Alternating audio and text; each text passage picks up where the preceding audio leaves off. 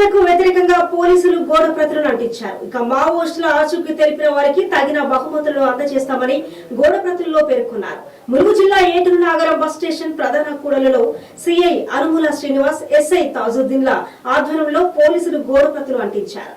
మావోయిస్టుల ఆచూకీ సమాచారం ఇచ్చిన వారికి నగదు బహుమతిని ఇవ్వడంతో పాటు వారి వివరాలను రహస్యంగా ఉంచుతామని, అజ్ఞాత మావోయిస్టులకు సహకరించవద్దంటూ అజ్ఞాతంలో ఉన్నటువంటి మావోయిస్టులు పోరాటం చేయాల్సింది, అడవిలో ప్రజా సమస్యలపై చట్టబద్ధంగా పోరాడాలని గోడప్రతులు కరపత్రాల్లో పేర్కొన్నారు పోలీసులు.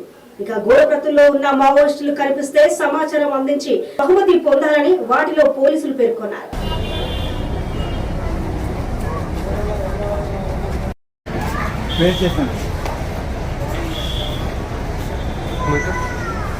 మీరు ఇట్లా పట్టుకోండి, చేయబెట్టారు సార్ అనుకున్నా ఎందుకు